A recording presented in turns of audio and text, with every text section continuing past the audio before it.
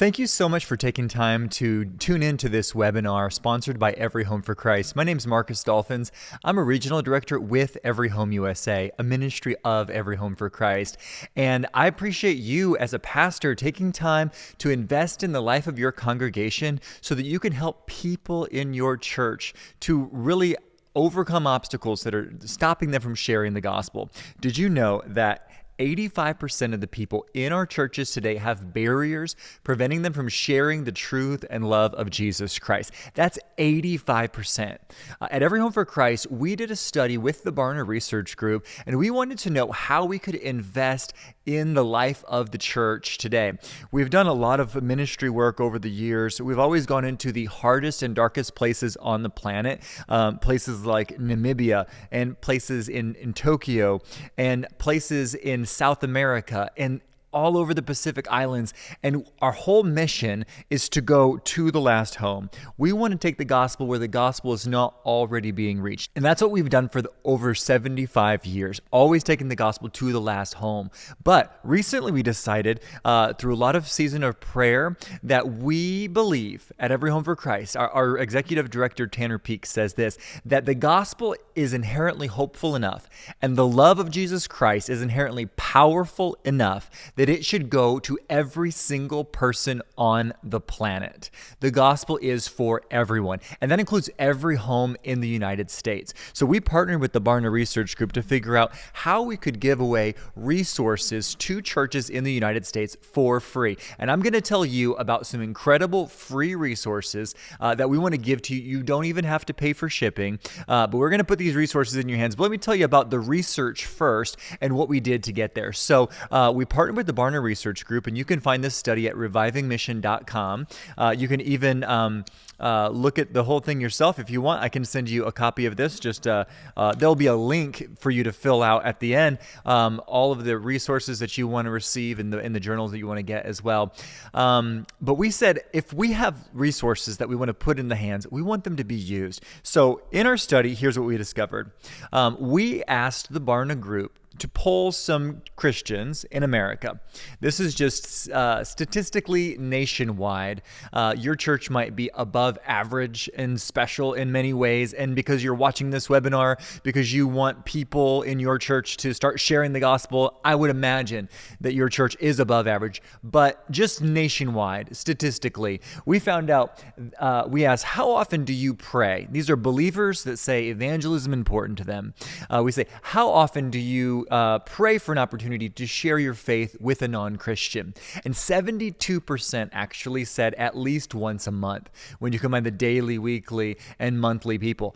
That was exciting to us. Every Home for Christ is a ministry that is built on prayer. Like I said, we've been around for over 75 years. We have lots of prayer resources. We have offices in over 150 nations around the world, and prayer is a key foundation for all of that. And so we were pumped and excited that people in America are praying. So we said, all right, maybe that's not where we should spend most of our time investing resources for the church, although we do have those and be happy to tell you about them. But then we asked, all right, so people are praying for opportunities to share the gospel. Are people willing to share their faith with someone who is not a Christian? And we discovered that 67% of people are very willing to explain the reliability of the Christian faith with somebody. And when you combine that with the 26% of people that say that they are somewhat willing, you have over 90% of the people in our churches today that are willing to share the gospel or to explain the reliability of the Christian faith. We also said, well, are you willing to share your own faith story? And over 90% said yes. Over 90% said they are willing to invite someone to church, extend hospitality, and offer to pray with somebody. So this was so exciting. People are praying for opportunities and they are saying that they're willing. But then we said, all right, how many times in the past year did you actually engage in a spiritual conversation about spiritual matters with a non-Christian? And this is sort of where the statistics start to break down. We discovered that 27% said 0 to 1 times in 365 days. They never engaged in spiritual conversations, maybe one time. And then we discovered that 24% said 2 to 3 times. So you have about half of the people in your church that 0 to 3 times in a whole year will engage in spiritual conversations. Another quarter of the church said 4 to 9, and only 23% said 10 or more spiritual conversations a year. Now, this is the Great Commission. What Jesus said is so important to us, and what we should be doing. It was kind of his last words. So we said, why is this happening? What is the breakdown? If people are praying for opportunities to share the gospel, if you wanted to find out what your church would answer, you can actually do the survey as well. There is a link for that. Just go to revivingmission.com and click register. You can find out how your church would poll as well. But just statistically, people are praying for opportunities to share the gospel, and people are willing to share the gospel, but yet they are not sharing the gospel. And that's what I opened with in this statistic. It said that 85% of the people have barriers. Now, what are some of those barriers? Well, people said, I don't want to be pushy. I don't know what to say. I'm not good at it. People said that shame is actually one of the top barriers. They say, hey, pastor, if you knew what I did before I became a Christian, you'd understand I shouldn't be the spokesperson for Christianity. Let somebody else do that, somebody else who doesn't have that kind of a past that I have. Well, we weren't totally surprised that 85% of the people had barriers. But what we did say was, okay, this sort of, and I've heard a lot of pastors say, whoa, in my church, it's more than 90% for sure. I don't even have to take the study. But even if this was half wrong, there's still a huge percentage of people in our churches that even if it was half, you would be so above average if half of the people in your church only had obstacles stopping them. But yet there are still so many people that want to and feel like they should share the good news of Jesus with other people around them, but there is something that is stopping them, whether it's not wanting to be pushy or not knowing what to say. So we said, all right, well, what can we do about this? We asked another question, and in the survey, there are lots of questions. We want to give this book to you, but I just want to highlight one more of them, and that's this. We said, have you ever participated in training on how to evangelize or how to share your faith? And overwhelmingly, 67% said never. And then another 25% said once or twice. So when you combine the people that have once or twice or never engaged in a spiritual training, you have about 87%. And then you also have that 85% of people that have barriers. So we said, all right, we need to provide something like a training to help people overcome those barriers. So what I'm going to tell you about is some of the great free resources. I'm going to jump ahead of myself and then tell you about some of the really cool things, because I want you to make sure that you can get the sermon series we have. There's a beautiful 86-page full-color sermon series, and these are books that we can give to you and to your church. We also have personal outreach kits. They're conversation packs. We would like to put one of these conversation packs into every single person's hands in your church for free. You just need to click on the link and let me know how many of these I can send to you. You don't even have to pay for shipping. And keep listening. Stay engaged in the webinar. I'm going to tell you exactly what is in the sermon series. There are some incredible videos that go along with the sermon series, and there's no obligation to use any one piece or all of the pieces. We also have an outreach app. We have prayer resources and so much more. So in addition to the Barna research and assessment, we have the printed, we have digital resources, even things with social media and things like that. So let me tell you a little bit about the training. Why don't we start here with the training guide that I have in my hand. This is a 4-part sermon series that our U.S. director, Dr. David Shaw, has put together with the idea that this will help the person in your church overcome the barriers preventing them from sharing the truth and love of Jesus Christ. So when someone says, I don't want to be pushy, I don't know what to say, I have shame that is stopping me, there's fear, and I don't know how to take that step, well, the sermon series and the training guide go hand in hand to help the person overcome those obstacles. Now, in this guide, this is not going to tell you as a pastor how to share the gospel with somebody. Ephesians 4:11 and 12 says that it was he, Jesus, who gave some to be apostles, prophets, evangelists, pastors, and teachers to equip the saints to do the work of the ministry. So what we're trying to do here is equip the saints, which are the people in our church, to actually do the work of the ministry, which is to evangelize and to pastor and to teach and to do these other things. And so we're putting those resources in your hands for free. All you need to do is click the link and make sure that you give me your email address, your shipping address, and we're going to put those right in your hands. So I'm going to tell you a little bit about the sermon series, but before I do, I want you to know that in every one of the conversation packs that the people in your church are going to be getting, we have included that training guide, and it looks like a digital QR code. And so the person in your church can easily scan this with their phone, and then they'll be able to read the whole 86-page full color guide with reflection questions, with portions of scripture and key points, and also the incredible videos that I'm going to highlight here in just a minute as well.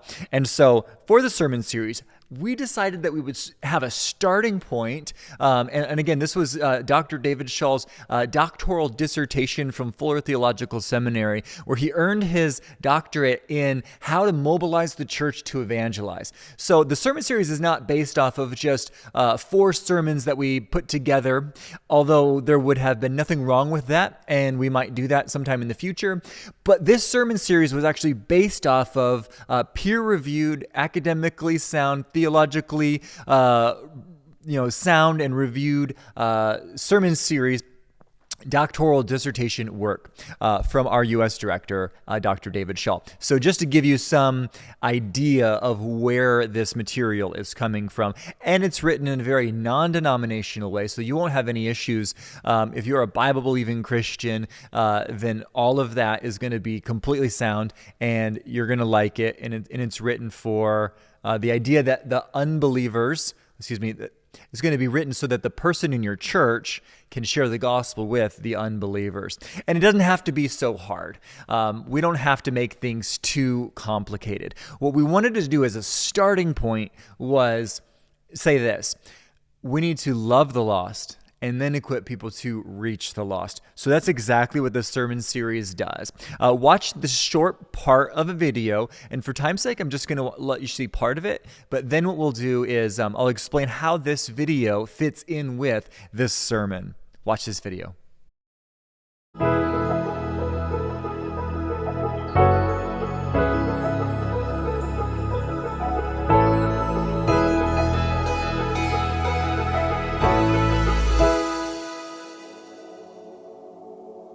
John 4 tells the story we commonly refer to as the woman at the well. It's one of the most iconic encounters that Jesus had in the Gospels, but it starts simply.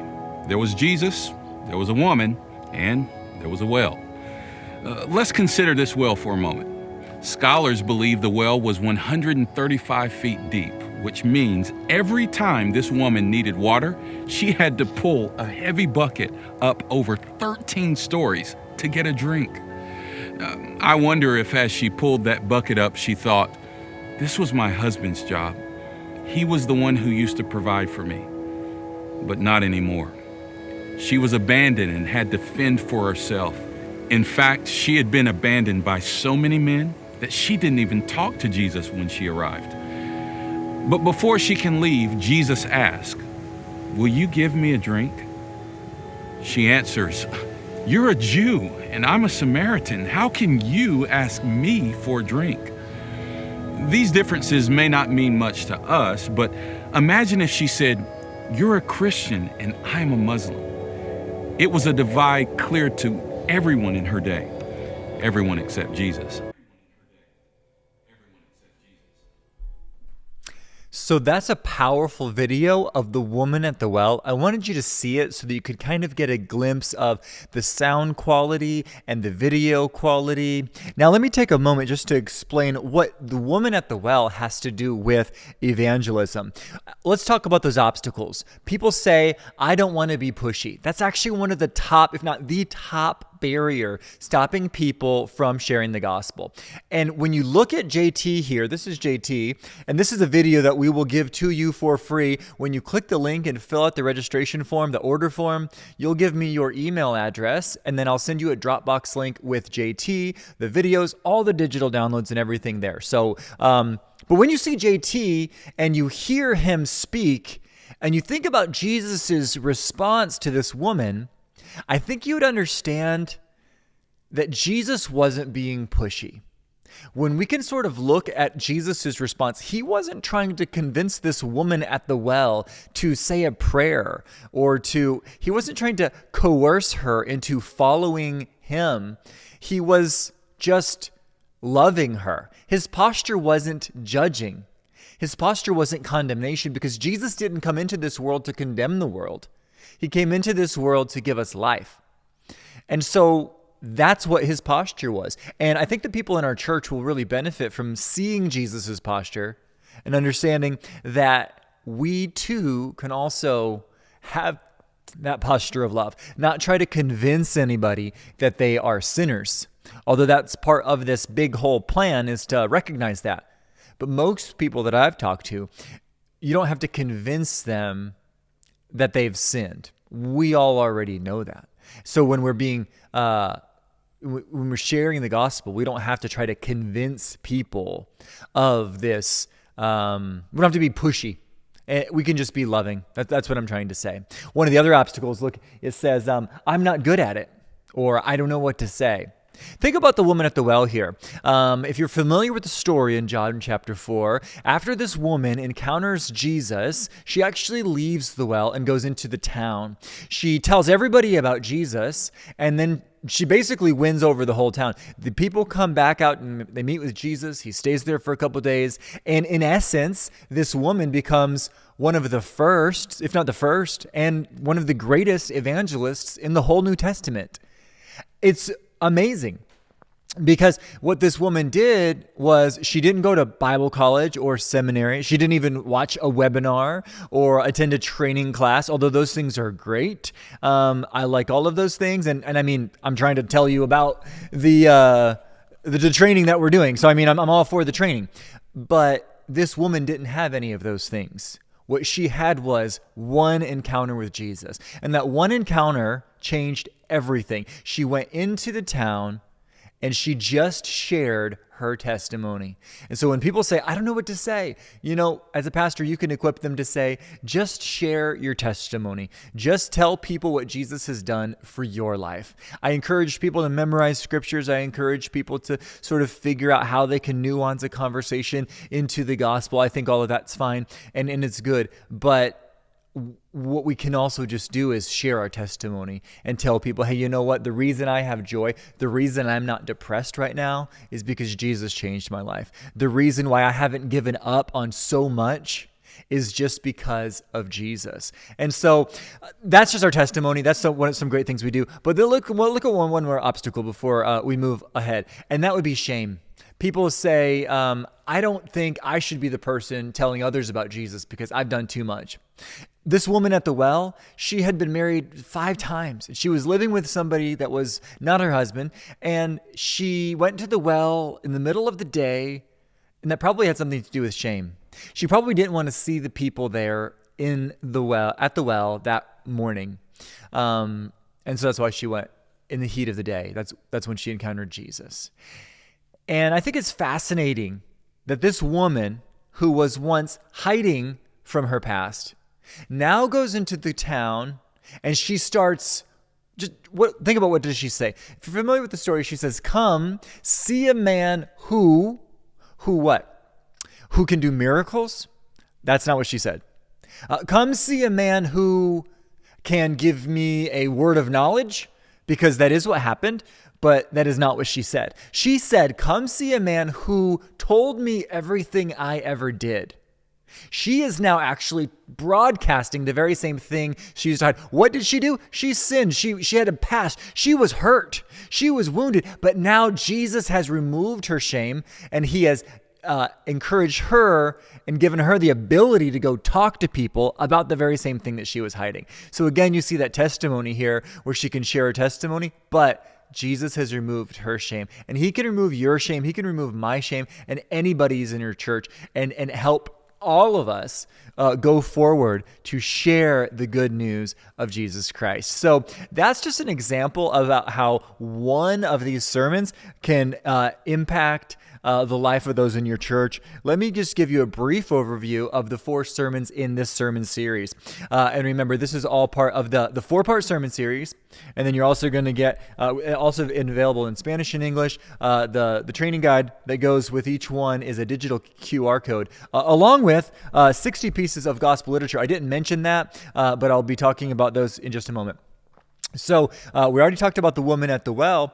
And again, you don't have to show these videos. You might just want to watch them, learn a little bit of something, and then use that to teach. But over here you have Rob, and he is on the shore. And this message is about how Jesus calls Peter to be a fisher of men, and how he's calling all of us, how it is all of our responsibility, our job, to tell people about Jesus. Many of us sort of believe that down below, but we need that reminder. And so then you have Dobie, and he's talking about the streams of living water that are flowing through us. It's a powerful message. And one of the videos that I don't have time to show you, but it goes along with this message, is about America's Great Salt Lake in Salt Lake City, Utah, where you have the fresh water flowing in through all of the riverbeds and all of the rain and all of the things that bring fresh water into this huge lake.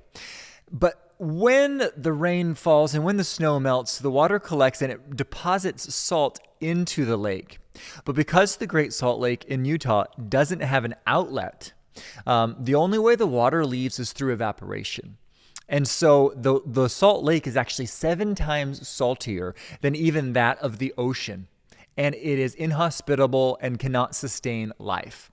So even though there's fresh water flowing in, everything is dead and it stinks and it's not a place of life.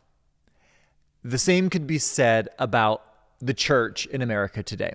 We have more Christian colleges and universities, Christian radio stations and podcasts, Christian ministries. We have radio, magazines, music, all geared for Christianity and for Christians and for Jesus. But that doesn't mean that the church in America is any healthier than the church that we read about in the book of Acts. Just because we have the healthy water in. It's what we do with the living water that determines the level of our health. And this is a great video that sort of reminds us about that. And then you have Anna over here, and she is standing in a vineyard. And that whole message is about how some plant and some water, but it is God that makes the fruit grow. And so it's a powerful story about how we don't have to try to convince somebody to say a prayer. I think when people say, I'm not good at it, what they're kind of meaning or what they're saying is, I've never prayed with anyone and led them in a prayer of salvation, so I must not be good at it. And what this message does is it's like a light bulb going off. When people understand that their responsibility is to plant a seed and to water a seed, but it is God's job that actually makes the fruit grow, then they really understand, okay, I can do that. I can tell somebody that they're amazing or that they're awesome, and I can talk to somebody about Jesus. I can offer to pray with somebody. Those are all great ways that we can do that. So these are just a highlight of the 4 sermons that we have. These are called anchor videos. Each one is about 5 minutes long, and then there's the actual sermon. It's kind of like an outline, but we also give you the manuscript and even an audio version if you wanted to listen to it in preparation. It's just totally optional if you want to use that or not. But we're giving those things to you as just a free gift because we want people around this country to start sharing the gospel in a big way. But then, after this video is over, and after your sermon is over, then there's another video clip that you can show. I wish I could show them all to you because they're so powerful, but let me just highlight them briefly. In the top left here, you have Caleb and Sarah, and this is a powerful story about life transformation. Sarah had a lot that she probably felt ashamed of, and she was getting ready to end her life. She had lost her kids, she had lost her job, and she didn't feel like she had any more reason to live. But Caleb told her, "You are amazing," and told her why. Because Jesus loves her and because she's made in God's image and so many other reasons why. And long story short, she totally transformed her life. She's off drugs, and it's only by the power of God that she was able to do that. So she's kind of like a modern day woman at the well. And when you watch that video, you really grasp it. But then what we did was in the pack that we want to give one of these one-on-one to every person in your church. So if you have a church of 100, we want to send you 100 of these. Inside is an engager that is actually inspired by that story, and it says, "You are amazing." And there's a little story on the back and a QR code and a website. So the person that's the unbeliever, they can receive this and they can know that they're amazing just like she did. And these other stories as well, they deal with fear and loneliness and abuse. And the whole point is, this is a modern day story. The anchor videos are Bible stories, but these are stories from today. And the idea is we want to help the person in church remove those barriers. So when they see people that were afraid, filled with joy after sharing the gospel, or when they see people who, like Kelly here in Iowa, she didn't really respond when someone knocked on her door and said, "Hey, can we pray with you? Is there anything you need?" They wanted to talk to her about Jesus, but she wasn't interested. Many people in our churches will encounter the same thing, but with this story, Kelly actually ended up going to church. She actually ended up rededicating her life to Christ, and the people that knocked on her door may not have ever known that, but for God, and it seemed like a coincidence, but maybe divine providence brought Kelly back with the people that knocked on her door in the first place. And the whole idea is some plant, some water, but in this story, it's a powerful example that we don't always get to see what happens at the beginning and the end. Sometimes we just get that glimpse in the middle of what God is doing when you go to somebody, when you encounter somebody who is far from God or lost. And so anyway, those are some powerful and exciting videos. When you do click on the link to let me know how many of these kits that you would like to receive and to receive the Dropbox link, you are going to get a Dropbox link that has all of these wonderful resources that I mentioned to you. There's English and Spanish curriculum, social media slides, and so many more other things. And then we have some tools. So I mentioned the training, and I spent a good bit of time talking about that. But here's one of the tools that we have. We call it a conversation pack. Each one has a little band on it that has a website that will point people to Jesus. So it can be a conversation starter if you wear it on your wrist, but it also keeps the band, the little kit together. So if you can kind of see what it is, you've got the digital training guide, which has a short, encouraging message on it in print. And then all of the resources, including all of the videos that I just mentioned, are all right here in this QR code on the website. Plus, because it's a digital, you can actually watch things like trainings on how to overcome those barriers. Some of them by me and some of them by our U.S. director. So that's an exciting thing. And then you have these other 60 pieces of gospel literature. And here's why we have 60 in there. 10 of them are designed so that you can go to the 10 closest neighbors. This ministry is called Every Home for Christ, and we do have a passion for home-to-home ministry. But the other 50 engagers that are in there, or engager cards, are because we know you encounter people, and the people in your church encounter people all the time that are not in their home. They might be people at school, wherever you work, at coffee shops, at a gym. You could leave them anonymously. Our hope would be that you might engage in a conversation with somebody. Maybe it's with a tip. after lunch, and you just leave that there. The person eventually ends up finding about Jesus. We have testimony after testimony about how people have truly found Christ, even just because of the power of the printed page. And so that's what we want to continue to do. We want to continue to put these pieces out there. So in the graph that I showed you earlier, that pie chart that said very few people are engaging in spiritual conversations a year, only a quarter of our church are engaging in 10 spiritual conversations or more throughout the course of a year. Well, our goal is to engage in one spiritual conversation every week.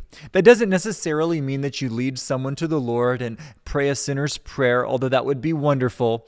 But we're trying to measure the bar based off of what we can control. And because we can't control if that person prays with us or becomes a disciple or becomes baptized or joins the church, we can't really control that. That's between that person and God. What we wanted to measure and what we wanted to set as a goal was how many seeds we plant or how many seeds we water. And so because that's something that we can do, we said, let's just engage in one spiritual conversation a week. And over the course of a year, why not adopt the 10 closest neighbors? I could tell you story after story. This is a neighborhood I used to live in when I first moved to North Carolina, where I live now, about 15 years ago. My next door neighbors were Buddhist. I had other neighbors that were agnostic, meaning they didn't really believe in God, but maybe kind of sort of believed in God. I had other Jehovah's Witness neighbors and Catholic and Baptist and Methodist, a whole mix. Not everybody in my neighborhood spoke English, and there were some language barriers. But I did two things with this neighborhood. Two things. Number one, I prayed for them daily. And I think the person in your church, they say, you know what? I've never even prayed for my lost next door neighbors. I think the first thing that we could do is we could challenge people to start praying. And what if that would be just the first step? So I prayed for them every day, and I asked God to give me opportunities. I asked God to soften their hearts and open doors, both physically into their homes and also spiritually into their hearts. And I began to see God do that. I said I did two things. Number one was pray. Number two was I chose to engage. I went to the approximately 10 closest homes twice a year. The week leading up to Easter, maybe the day before Easter or so, and also the week leading up to the Sunday before Christmas. And I would simply knock on their door and I'd say, hey, my name's Marcus and I live right next door here. And I just wanted to say Merry Christmas or Happy Easter. And I would take a plate of cookies at Christmas time or the little marshmallow peeps, at Easter time. And I'd give them the gift. And I'd also give them one of the little engager cards. And I'd flip it over and it'd have some church information on the back. And I'd say, hey, this Sunday we're doing something special. And if you want to come be my guest, I'd love to save you a seat. And I did that for 6 or 7 years. And not very many people, actually, nobody came the next Sunday after I invited them. After all those many times, twice a year inviting them, praying for them every day. But I could tell you this, every single one of those neighbors, when they had a need, when they needed something, they knew exactly which neighbor cared about them, which neighbor they could go to for prayer. And I saw several of these neighbors come to church, give their hearts to the Lord, maybe for the first time or coming back to the Lord after having walked away from God and not living for Him per se. Other neighbors, received healing and just not just physically, but even just from anxiety and depression or panic attacks. Different neighbors who struggled with lots of different things. Some of it was their kids struggling. And I would say this, it's a matter of just being faithful to plant the seed and to water the seed. Personally, I've had the opportunity to lead a lot of people to the Lord, but this is so rewarding to look at my own neighborhood and say, you know what? I'm going to pray for these people because I'm going to love my neighbor as myself. And that is what we want to challenge the church to do. You can even mark your progress on the Outreach app. I can send you a link for that as well. This is great for our outreach team at our church and for your outreach team as well. Everybody in the church can download the app and use it to mark which homes they've prayed for and which homes they've engaged with. And your outreach team, maybe they want to meet on a weekly basis and they want to run out and go to all the homes as they want to and turn the whole city. We made it a goal that we would pray for every single home in this community. And we knock on their door, and I say, hey, my name's Marcus, and I'm from the prayer team at my church, and we've made it a goal to pray for every single home in this town. And I just wanted to know, how can I pray for you? And I go there, they share their prayer requests with me, and then typically I use that prayer request. They might be nervous or anxious or depressed, and I can say, you know what? The Bible calls Jesus the Prince of Peace. I find my peace from Jesus.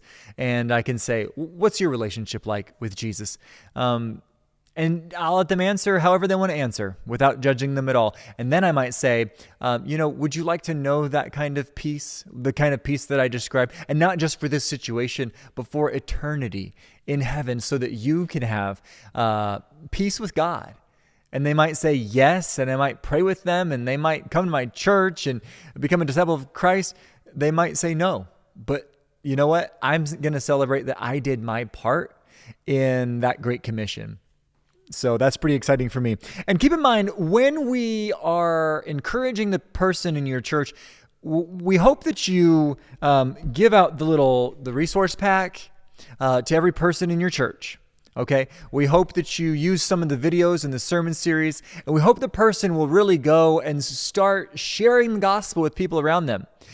But we're not asking every single person to be the next Billy Graham, per se. I mean, I love Billy Graham, and I think he's wonderful. He certainly left an impression on many lives and did a lot of good work. But the person in your church is called to be the person in your church. So what our hope is that they would just move 1 degree. Could the person in your church say, if I've never prayed for my lost next door neighbors or my lost family members or friends, I'm going to start praying for them now. And I'm just going to make a commitment to start praying for them. Could the person that does pray for people, you might have that person in your church and they pray for people all the time. Well, maybe that person could say, you know what, I'm going to start inviting somebody to church. But don't stop there. Maybe they could move 1 more degree, and they could say, I'm going to offer to pray with somebody and say, hey, can I pray with you now? And maybe they can move 1 degree by saying, I'm going to actually talk to somebody about Jesus. You might have people in your church, like we do at our church, and they invite people to church all the time. That's not a struggle for them. That's not a barrier that they have. But they don't ever actually talk about Jesus to anyone. And so for that person, maybe they're moving 1 degree is to say, hey, I'm going to actually ask somebody, what's your relationship like with Jesus? And as a pastor, you can teach and you can train and you can continue to move in this area. But to help your church figure out what that 1 degree is for each individual. All right, so that is the overview of what we are trying to accomplish at Every Home USA. We want to help remove the barriers of the person in your church to help them from that they say, I want to share the gospel. I believe I should, but I have barriers. Through the tools and the training, we believe that we can help move the needle and start helping people overcome those obstacles. So what I need you to do now is click on the link. And if you can contact us, you can go to everyhomeusa.com if you just want to learn more about information and contact us directly, or you go to everyhome.org for the international website. But go to everyhomeusa.com. Feel free to give us a call. Reach out to us. Email me directly at mdolphins@everyhome.org. But click on the link for the registration page so that you can fill out the form. And let me know if you need English or Spanish. But we have the resource kits that we want to give to every person in your church. I'd also love to send you the sermon series. These are available. There's a Dropbox link with all of those videos that I mentioned.